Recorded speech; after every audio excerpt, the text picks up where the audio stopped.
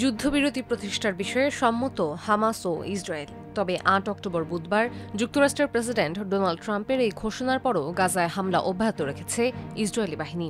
গাজা নগরীর পশ্চিমাঞ্চলে হামলা করেছে ইসরায়েলের যুদ্ধবিমানগুলো, এমনটাই জানিয়েছেন আল জাজিরার স্থানীয় সাংবাদিকেরা। গত সেপ্টেম্বর গাজা ইস্যুতে ২০ দফা শান্তি পরিকল্পনার ঘোষণা দেন যুক্তরাষ্ট্রের প্রেসিডেন্ট ডোনাল্ড ট্রাম্প। এই চুক্তি গাজায় সহিংসতা কমানোর আশা জাগালেও এখনও অনেক গুরুত্বপূর্ণ বিষয় অনিশ্চিত রয়ে গেছে। আল জাজিরার জ্যেষ্ঠ রাজনৈতিক বিশ্লেষক মারওয়ান বিশারা বলেন, ইসরায়েল ও হামাসের মধ্যে এখনও মতবিরোধ রয়ে গেছে এবং চুক্তির বহু দিক এখনও চূড়ান্ত হয়নি। সবচেয়ে বড় অনিশ্চয়তা রয়েছে তিনটি বিষয়ে: ইসরায়েলের সেনা প্রত্যাহারের সময় ও পরিসর, যুদ্ধ পরবর্তী গাজা প্রশাসনের কাঠামো এবং হামাসের ভবিষ্যৎ কী হবে। তিনি আরও বলেন, ট্রাম্পের পরিকল্পনা অনুযায়ী হামাস বন্দীদের মুক্তি দিলে যুদ্ধ শেষ হওয়া উচিত, কিন্তু ইসরায়েল বলছে যুদ্ধ তখনই শেষ হবে যখন হামাস সম্পূর্ণরূপে নিরস্ত্র হবে। কবে মুক্তি পাবে জিম্মিরা? ১৩ অক্টোবর সোমবারের মধ্যে বন্দীদের মুক্তি দেওয়া হতে পারে, ফক্স নিউজকে এমনটাই জানান ট্রাম্প। এমনকি যেসব বন্দী ইতিমধ্যে মারা গেছেন তাদের মরদেহ ফিরিয়ে দেওয়া হতে পারে বলে জানান তিনি।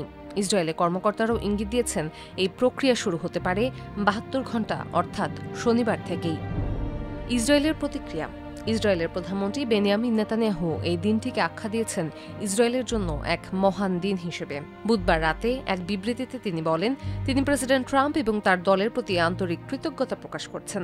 বন্দীদের মুক্ত করার জন্য তাদের যে নিষ্ঠা ও প্রতিশ্রুতি তা সত্যিই প্রশংসনীয়। সৃষ্টিকর্তার ইচ্ছায় তারা একসঙ্গে তাদের সব লক্ষ্য অর্জন করবেন এবং প্রতিবেশীদের সঙ্গে শান্তি আরও সুদৃঢ় করবেন। হামাসের প্রতিক্রিয়া। ইসরায়েল যেন এই চুক্তির বাস্তবায়ন থেকে পিছিয়ে না আসে বা দেরি না করে সে বিষয়ে কঠোর নজরদারি বজায় রাখতে যুক্তরাষ্ট্র ও অন্যান্য পক্ষকে আহ্বান জানিয়েছে হামাস। শান্তি প্রচেষ্টার মধ্যস্থতার জন্য কাতার, মিশর, তুরস্ক এবং মার্কিন প্রেসিডেন্ট ডোনাল্ড ট্রাম্পের প্রতি কৃতজ্ঞতা প্রকাশ করছে তারা।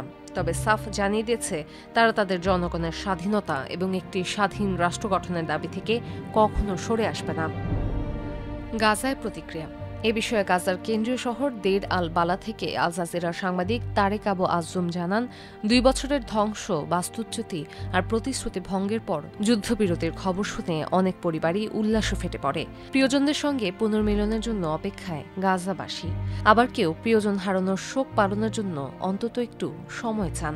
তবে এখনও যুদ্ধবিরতি বাস্তবায়িত হয়নি। তাই আজম বলেন, বিশেষ করে যে এলাকাগুলো সক্রিয় যুদ্ধ অঞ্চলের মধ্যে পড়ছে সেসব অঞ্চলে ফিরে যেতে সতর্কতা অবলম্বন জরুরি। বিশ্ব নেতাদের প্রতিক্রিয়া। ব্রিটিশ প্রধানমন্ত্রী কিয়ার স্টারমার বলেন, ট্রাম্পের পরিকল্পনার প্রথম ধাপ বাস্তবায়নে যেন কোনো বিলম্ব না হয় তা নিশ্চিত করতে হবে। ভারতের প্রধানমন্ত্রী নরেন্দ্র মোদী আশা প্রকাশ করছেন, বন্দিমুক্তি ও গাজায় মানবিক সহায়তা গাজাবাসীর জন্য স্বস্তি বয়ে আনবে এবং দীর্ঘস্থায়ী শান্তির পথ তৈরি করবে। নিউজিল্যান্ডের পররাষ্ট্রমন্ত্রী উইনস্টন পিটার্স বলেন, এটি শান্তির পথে অত্যন্ত গুরুত্বপূর্ণ প্রথম ধাপ হলেও হামাসকে অবশ্যই সব বন্দীকে মুক্তি দিতে হবে এবং ইসরায়েলকে তাদের সেনা নির্ধারিত সীমায় সরিয়ে নিতে হবে। এরপর কি হতে পারে? আল জাজিরা ও বিবিসির প্রতিবেদনে বলা হয়েছে, নেতানিয়াহু ৯ অক্টোবর বৃহস্পতিবার যুদ্ধবিরতি চুক্তিটি তার মন্ত্রিসভায় অনুমোদনের জন্য উপস্থাপন করবেন। মন্ত্রিসভায় ভোটে চুক্তি পাশ হলে ইসরায়েলি সেনারা ধীরে ধীরে গাজা থেকে সরে যাবে। চুক্তি কার্যকর হলে ৭২ ঘণ্টার মধ্যে হামাস জিম্মিদের মুক্তির প্রক্রিয়া শুরু করতে পারে বলে ধারণা করা হচ্ছে। ট্রাম্পের পরিকল্পনার পরবর্তী ধাপে রয়েছে বোর্ড অফ পিস নামে একটি আন্তর্জাতিক সংগঠন গঠন করা। এই বোর্ডটি পরবর্তীতে গাজা পরিচালনা করবে। এই বোর্ডের নেতৃত্বে থাকবেন ট্রাম্প নিজেই, থাকবেন সাবেক ব্রিটিশ প্রধানমন্ত্রী টনি ব্লেয়ার সহ বিশ্বের আরও নেতৃস্থানীয় ব্যক্তিরা।